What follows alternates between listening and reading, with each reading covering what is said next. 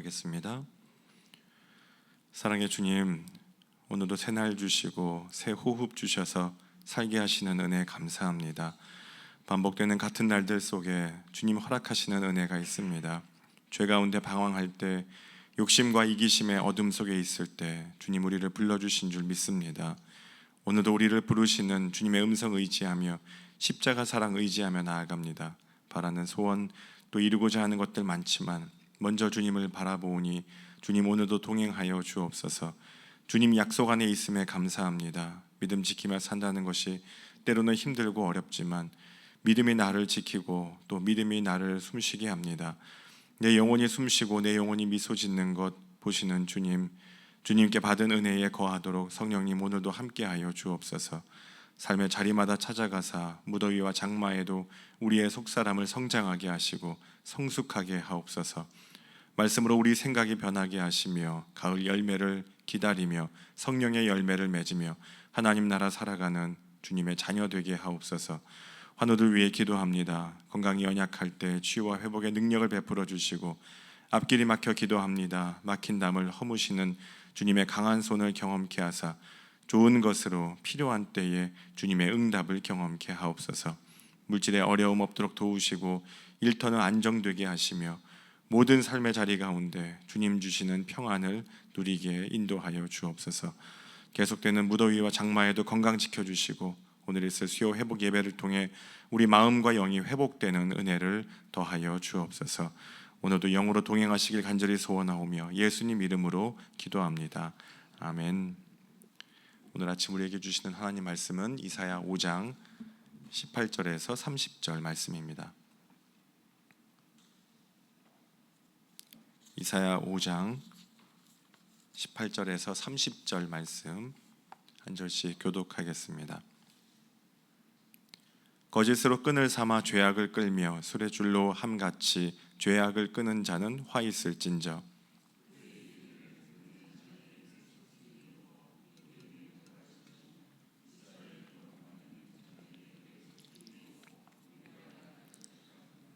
악을 선하다 하며 선을 악하다 하며 흑암으로 광명을 삼으며 광명으로 흑암을 삼으며 쓴 것으로 단 것을 삼으며 단 것으로 쓴 것을 삼는 자들은 화 있을진저.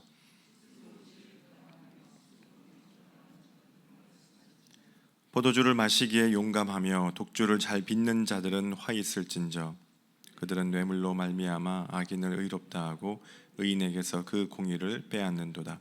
이로 말미암아 불꽃이 그루터기를 삼킴같이 마른 풀이 불 속에 떨어짐같이 그들의 뿌리가 썩겠고 꽃이 티끌처럼 날리리니 그들이 만군의 여호와의 율법을 버리며 이스라엘의 거룩하신 이의 말씀을 멸시하였음이라.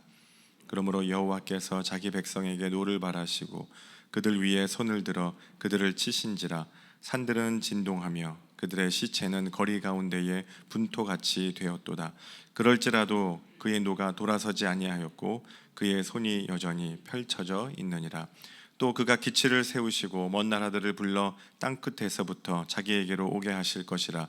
보라, 그들이 빨리 달려올 것이로되 그 중에 곰핍하여 넘어지는 자도 없을 것이며 조는 자나 자는 자도 없을 것이며 그들의 허리띠는 풀리지 아니하며 그들의 들매끈은 끊어지지 아니하며 그들의 화살은 날카롭고 모든 활은 당겨졌으며 그들의 말굽은 부싯돌 같고 병거 바퀴는 회오리 바람 같을 것이며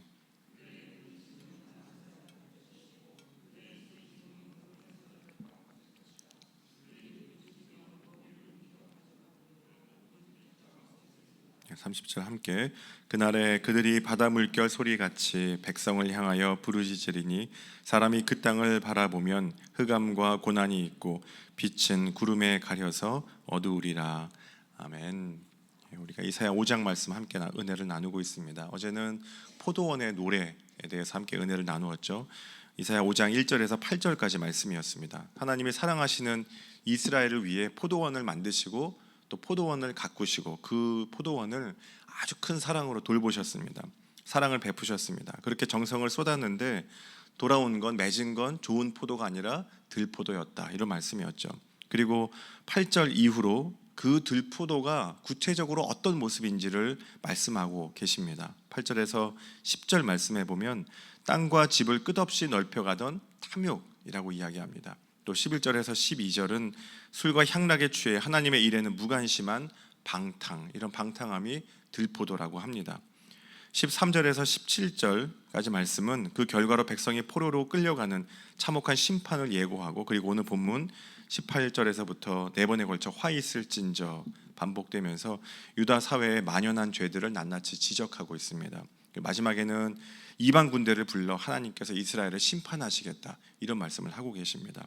오늘 이 아침에는 많은 죄악의 목록 가운데 2가지로 함께 은혜를 나눠보고자 합니다. 하나는 거짓이고 또 하나는 말씀에서 멀어진 삶입니다.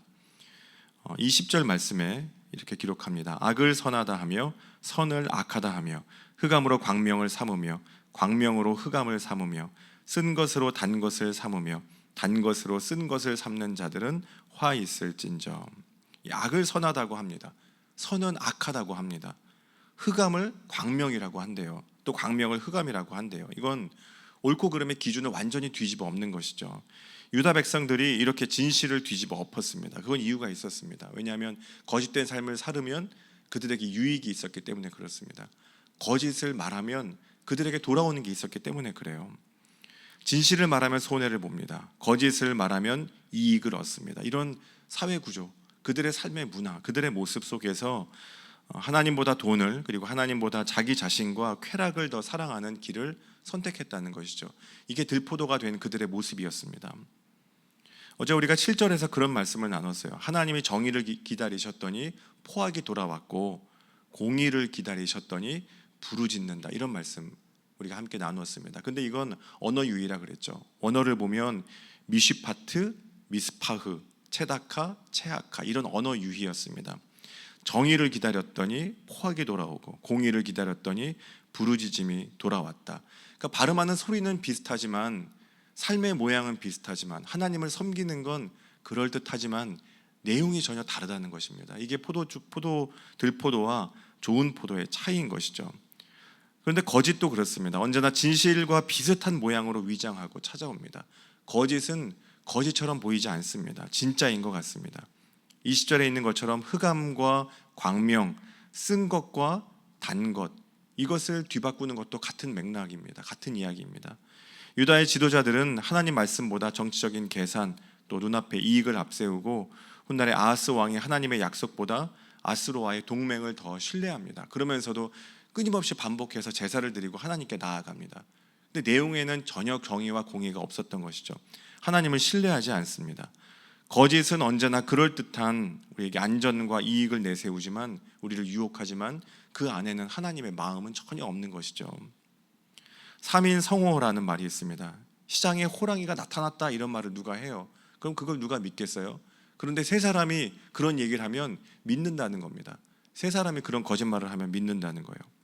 여러 사람들이 합쳐서 하는 말은 그만큼 힘이 있고 또 우리의 마음을 변하게 합니다. 다수의 목소리, 유행하는 여론, 반복해서 보여지는 정보, 이거를 마치 진실인 것처럼 받아들이게 될 때가 있습니다.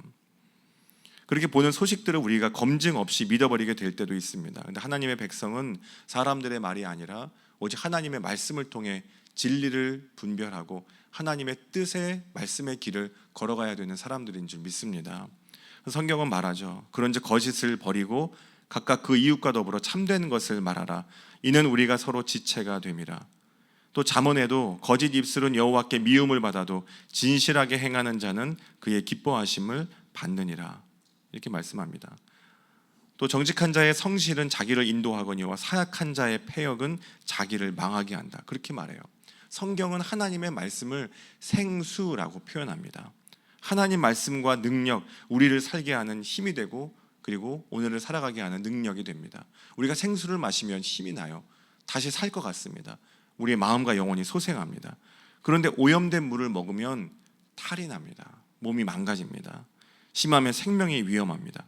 물이 오염되면 안 되는 것처럼 왜곡된 것, 또 거짓된 것, 이런 것들이 있을 때 오직 생수 대신 주님을 붙잡고 하나님의 말씀 안에 거할 때 우리가 살아갈 수 있다는 것이죠. 바울은 갈라디아서 1장 8절에 그렇게 말합니다. 우리가 너희에게 전한 복음 외에 다른 복음을 전하는 자는 저주를 받을지어다. 하나님 말씀에 대해 왜곡된 생각을 가지고 있다면 그 말씀으로 돌아와라. 하나님 말씀의 길을 걸어가라. 그런 말씀을 오늘도 다시 우리에게 주고 계십니다. 두 번째는 말씀을 쫓아가는 것이 은혜의 삶이라는 거예요. 이사야 5장 24절 말씀에 이렇게 기록합니다. 이로 말미암아 불꽃이 그루터기를 삼킴같이 마른 풀이 불 속에 떨어짐같이 그들의 뿌리가 썩겠고 꽃이 티끌처럼 날리리니 그들이 만군의 여호와의 율법을 버리며 이스라엘의 거룩하신 이의 말씀을 멸시하였습니다. 유다 백성은 왜 거짓과 교만과 방탕에 빠지게 되었을까요? 왜 들포도가 맺었을까요? 그 이유는 한 가지입니다. 하나님 말씀에서 멀어졌기 때문에 그렇습니다. 하나님 말씀을 멸시했기 때문입니다. 하나님의 말씀을 머리로는 이해합니다. 그런데 가슴에는 품지 않습니다. 머리로는 이해합니다. 그런데 손과 발로는 행하지 않았던 것이죠. 결국 말씀을 버리는 건 그와 다르지 않습니다. 말씀을 사랑하고 하나님 말씀을 따라가고 순종할 때, 말씀 앞에 설 때, 그 길 위에 설 때 우리 삶의 길도 변화되고 달라질 수 있다는 것이죠. 시편 119편 1절에 그런 말씀이 있습니다. 행위가 온전하여 여호와의 율법을 따라 행하는 자들은 복이 있으며. 행위가 온전하여, 여기서 행위란 발달하는 뜻입니다. 길이 어떻게 만들어집니까? 처음에는 길이 없습니다. 어디든지 길이 없어요. 그런데 사람들이 한 명, 두 명 밟기 시작할 때 거기가 길이 됩니다. 내가 걸어가야 길이 됩니다. 계속 다니면서 밟게 되면 그것이 길이 됩니다. 계속 걸어 다니게 되면 길이 되죠. 율법을 따라 행하는 자들, 그러니까 말씀의 길이라고 하는 건 원래 있던 길을 내가 가는 것이 아니라 내가 말씀의 길을 순종으로 따라갈 때 그게 곧 길이 됩니다. 그게 곧 길이 됩니다. 주님께로 나아가는 길이 됩니다. 내 앞에는 없던 길이고 보이지 않던 길이고 알지 못하던 길이지만, 그런데 말씀에 순종하며 걸어가게 될 때 내 걱정과 불안도 주님께서 길이 되게 하십니다. 그곳을 다시 걸어가게 하십니다. 그리스도인들은 주님이 인도하시는 길, 말씀의 길이 바른 길임을 확신해야 되는 믿음이 필요한 줄 믿습니다. 내가 걷고자 하는 길이 있어요. 하지만 주님께서는 우리를 주님이 인도하시는 길로 계속 이끌어 가시죠. 존 파이퍼 목사님이라는 분이 그런 말을 합니다. 진정한 복은 하나님을 소유한 것이고 말씀은 하나님께 이르는 길을 안내해 주는 지도다. 이 지도가 우리에게도 꼭 필요합니다. 그래서 그 말씀을 따라가야 됩니다. 내가 내 길을 정한다고 생각하고 내 길을 알고 있다고 생각하지만 우리 삶의 길을 인도하시는 분은 성령님이신 줄 믿습니다. 하나님께서 우리 삶의 길을 이끌어 가십니다. 그래서 여호수아 1장 8절에도 그런 말씀이 있죠. 이 율법책을 내 입에서 떠나지 말게 하며 주야로 그것을 묵상하여 그 안에 기록된 대로 다 지켜 행하라. 그리하면 내 길이 평탄하게 될 것이며 내가 형통하리라. 길이 평탄하게 될 거래요. 길이 평탄하게 될 것이다. 그러니까 우리의 길은 내 손에 있지 않고 내가 알 수 없고 주님만이 아신다고 여호수아서를 통해 우리에게 말씀하십니다. 그래서 여리고성을 함락할 때도 싸워서 이긴 것이 아니라 여리고성을 돌아서 이겨요. 이게 하나님 말씀이었습니다. 말씀에 순종해서 돌았을 뿐인데 여리고 문이 열리게 되죠. 기도할 때 또 말씀 따라 걸어갈 때 우리들의 모든 삶의 문제들이 열리게 되는 줄 믿습니다. 여리고성을 돌 때 하나님께서 명령하신 것, 아무 말도 하지 말고 그 성을 계속 돌아라. 사람의 소리는 그치고 돌아라. 그렇게 말씀하십니다. 그렇게 하나님 말씀이 우리 안에 체화될 때, 주님 말씀 묵상할 때, 묵상한다는 건 하나님 말씀이 내 생각을 지배하는 거잖아요. 우리의 삶을 지배하는 거잖아요. 그렇게 될 때 우리 생각과 우리의 삶을 통해 하나님 말씀의 길을 걸어가게 됩니다. 마지막으로 이방 군대를 통한 심판에 대해서 이야기합니다. 25절과 26절. 그러므로 여호와께서 자기 백성에게 노를 바라시고 그들 위에 손을 들어 그들을 치신지라. 먼 나라들을 불러 땅끝에서부터 자기에게로 오게 하실 것이라. 보라, 그들이 빨리 달려올 것이로되. 먼 나라를 불러 이방 군대를 통해 심판하시겠대요. 근데 심판의 이유가 무엇인가요? 하나님께서 손을 들어 치실 때 반복된 거짓과 말씀에서 벗어난 죄, 그것에 대한 하나님의 응답입니다. 산들이 진동하고 시체가 거리에 널릴 정도로 심판이 임해도 그의 손이 여전히 펼쳐져 있느니라. 그런 끔찍한 일들이 있어도 심판이 멈추지 않겠다는 겁니다. 정직을 버리고 거짓을 택했던 이스라엘의 죄, 말씀을 멸시하고 자기 생각과 욕심을 따라 살아온 그 모습, 이 모습들 때문에 하나님의 오래 참으심을 떠나 이제 이 심판 앞에 서야 된다, 그렇게 말씀하십니다. 여러분, 이 모습을 통해 하나님 우리에게도 말씀하십니다. 우리는 들포도 같습니다. 여전히 부족하고 죄 많은 우리들입니다. 주님께서는 정직한 삶으로, 거짓 없는 삶으로 돌이키라고 끊임없이 말씀하십니다. 말씀의 길을 걸어가라고 하십니다. 세상의 어떤 말보다, 세상의 어떤 소리보다 하나님의 말씀이 우리 삶의 길이 된다는 것 다시 한번 기억하시며, 오늘도 참 포도나무 되신 주님과 함께 믿음의 길, 또 성령의 열매를 맺어가시기를 간절히 축원합니다. 함께 기도하겠습니다. 살아계신 하나님 아버지, 이 아침에도 말씀 앞에 세워주시는 은혜 감사합니다. 거짓에서 돌이킬 줄 아는 믿음과 용기를 허락하여 주옵소서. 어떤 상황과 환경에도 주님 말씀보다 내 생각이 앞서지 않게 하옵소서. 참 포도나무 되신 주님께부터 열매 맺는 가지 되게 하시고, 이 여름에 우리의 속사람이 건강하게 익어가는 그런 열매를 맺을 수 있도록 은혜를 더하여 주옵소서.